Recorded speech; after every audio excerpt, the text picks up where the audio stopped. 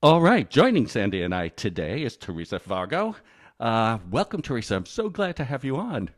Good morning, guys. Thank you so much. It's such an honor Welcome. to be here with you today. Well, I sort of have an opening question here because, when we introduced you earlier, we talked about a lot about intimacy. But one of the things that really caught me by surprise when we were off the air having a conversation was you really were concentrating heavily on communication. So why don't we do this in two parts of two part? Tell us Great. how you got into this particular business, what drove it, and then talk about how important uh, communication and what you're seeing.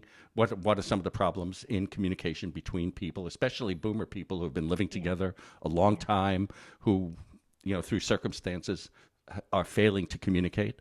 That's right. I call that relationship atrophy. It's my new little niche. Well, that's such a great question, David. I'll talk a little bit of how I found the art of intimacy, really how it found me. And it was years and years and years in the making. I've been married twice. I have two beautiful daughters that are now 22 and 25. And I have to say that I had to break a lot of old patterns of how our family learned to communicate. And I come from a long lineage of many, many marriages, and they were very disposable. So that was the first kind of introduction that I wanted to have a different experience. Um, and then I went into, with my photography career, I started photographing weddings and families. And I got so curious behind the camera, watching all the energy and what's not being said was driving me crazy to the point where I had to stop after 15 years of shooting weddings. I just could not do it anymore. I couldn't stand the non-transparency of what was going on between the relationship. A question about that. That's interesting. And Sandy, yeah, you can follow up on this. So I always think that sort of the communication breaks down after a certain period of time. But what you were seeing were people who were actually joining together at the very beginning of their coming together, that there was a basic problem in communication at the Oh, start. yeah. Absolutely, absolutely. And I'm sure it's a lot of learned behavior from their own family of origins and how they learned to speak to each other. And then they just met a partner who just met them where they were at without learning new communication styles. When you go into a relationship, you have to really understand that that person comes with an individual mapping of how they need to be treated. And it doesn't matter what relationship you're having, whether it's a friend or a lover, a husband, you have to really take the time out and ask those questions. How would you like to be treated? Mm. You That's know, no, that's an interesting way of looking at it, to really, yeah, to create that almost that protocol. right. It's the communication protocol. This is what you need and this is what I need.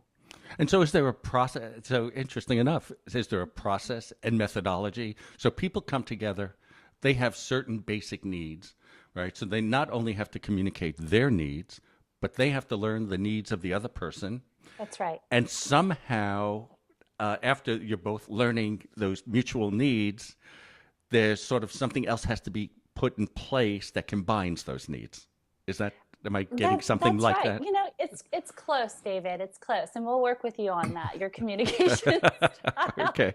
I look You know, forward to it. it's really basic. It's called compassionate communication, and once we have just a couple of tools, and you get used to speaking in that manner, it comes so naturally. We just need to be taught.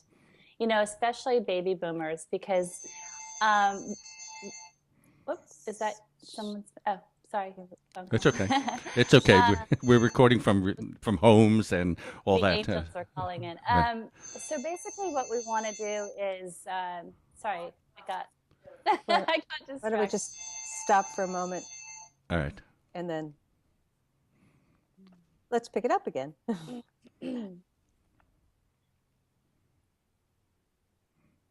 So basically, we want to start with what I call compassionate communication.